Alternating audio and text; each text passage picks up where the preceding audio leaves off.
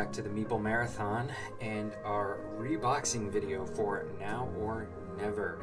This one was quite a challenge. There is a lot of cardboard included in this game, and some of it is going to come out every game, some of it isn't.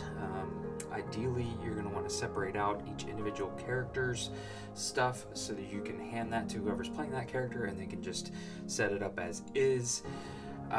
So yeah, let's take a look. Before we get started, I just want you guys to notice that the box is completely closed all the way here. So everything fits in the box with the lid closed all the way. Everything's organized. Let's get into it.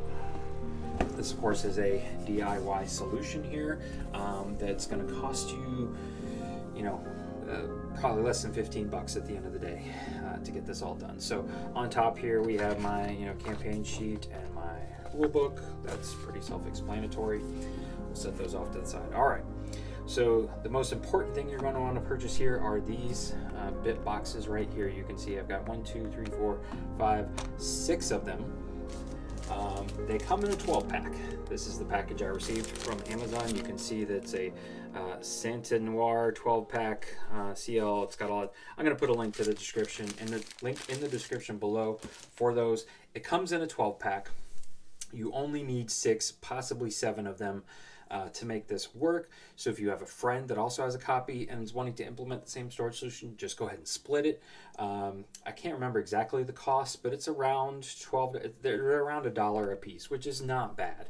So if you consider the fact that you're having to buy twice as many as you need, I guarantee you'll use them for some other game down the road. Technically, I have this one right here. I had originally stashed these in here, and this size, this is just one of my simply tidy, real useful boxes here, the little mini size one. You could just use one like this. It'll fit in this slot. I just wanted to be able to keep 6 separate for some other game.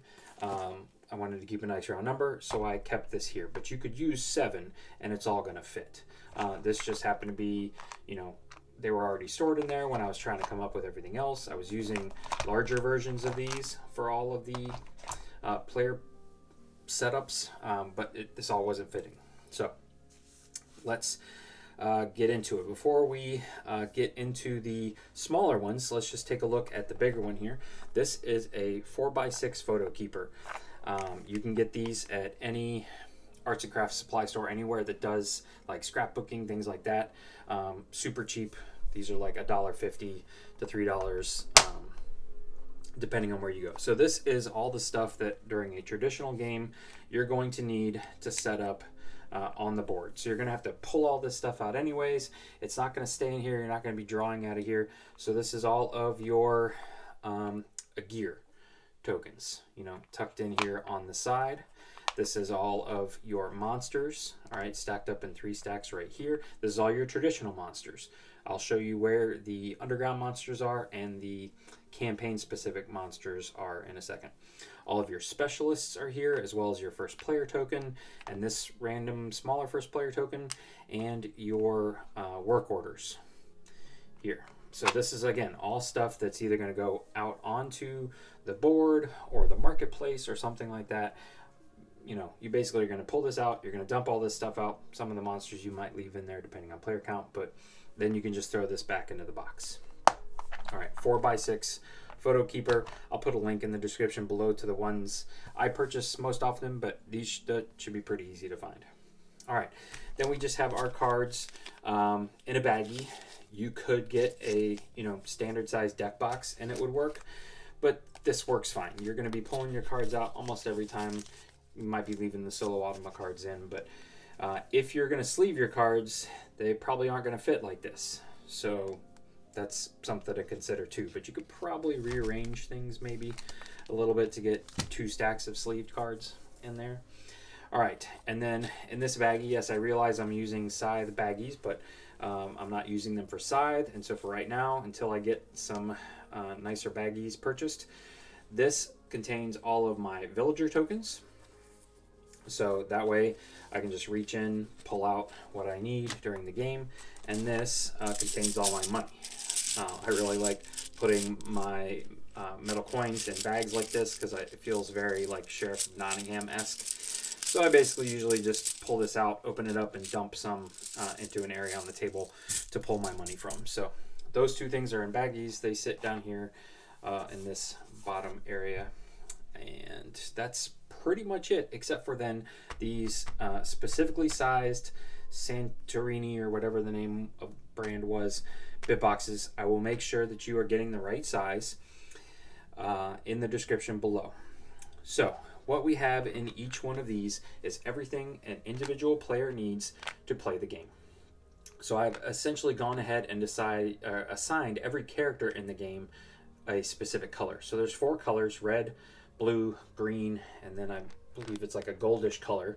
Now you could play with Zeke, the blue monster, with the red buildings. It doesn't matter, but I've gone ahead and assigned him the blue buildings. So if you play as Zeke, you're always going to have the blue buildings set up. But otherwise, everybody gets one of these. Everybody's going to get a shell marker, a book marker, a bottle demon marker. This particular, everybody's going to get 3 of these action tokens. This, I believe, is if you look here on the front, it's the robot cat. And so the robot cat only gets ever 2 of these mana crystals, unless, it gets a specific card, but in that case, you're going to find the extras in here. But all of the building tokens are here. All of their specified upgrade level up tokens are right here. Their standee is right here. Their standee, but even the plastic stand is in here. Everything they literally need, their die, everything they need is fits into this box. That's why it's important to get the proper size box, so it's not too big that it's creating lid lift, but it's not too small that you're not going to be able to get everything in there. You can see here's my marketplace, or not my marketplace, my kind of village houses, my buildings that are just 2 neat stacks on the side, and then you can see that leaves room for all these other tokens, and then basically everything just kind of sits on a nice single layer on top. So there you go. And even I believe this is Markloon here. Yeah, even Markloon here, who has the most amount of mana, starting mana, so he's got a lot more mana in here. Even his stuff still fits. So essentially you've got 4 across the side, 1 for each character. And then this one here contains everything for Underground. So if you're going to play Underground on the Underground map, you're going to flip this up. This contains the Underground monsters and the Underground villagers. So pretty straightforward. Unless you're playing Underground, this is going to stay in the box.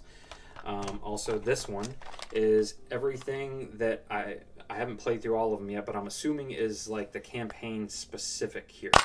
So there's even there's some extra plastic standees. There's an extra set of the action tokens. I don't know if those are going to be needed or if, they were just included in the box for extras. But yeah, all the like campaign-y type stuff is in this box. So you have a separate box for Underground. You have a separate box for campaign stuff. That stuff, in case you were wondering, is highlighted in the rule book right here. So this, essentially, you can see here's Underground stuff, Underground villagers, and then the lab monster villager, which is just one of them. And so this right here is what is divided up into these 2 additional boxes. And then last but not least, again, you could use one this size. I just happen to already have these in here, and this is enabling me to keep 6 free for next time. I've got my extra mana, I've got all my search tokens, and then underneath there I have my experience tokens, because I'm basically going to be dumping out the search tokens, mixing them up, putting them onto the board, and that's going to leave the search tokens. I can pile them back in here to just pull from. This sets off to the side during the game. What the rest of this should be pretty self-explanatory, but in case not, here's the 6 chapter books side by side, and I kind of have staggered them so they lay somewhat flat. And then basically all of the rest of the big boards here laid down biggest to smallest. So here is your world map, and then your market board, and then your 4 village boards, and then your 4 hero boards, and then again, last but not least, your 6 things. And that is pretty much it. You're going to go back here and line one side with these all 4 across. You're going to stick one there like that, one there like that, or this could really go in any way, shape, or form. You're going to tuck your cards in the middle. One of these has to kind of slide underneath. The coins work fine, and that's going to go there. I would not advise, I like to keep those in the box just to keep everything dry. I would not advise storing this game tipped over on its side. There's just a lot going on here. It's quite a heavy box. But there you go, ladies and gentlemen. That is now or never.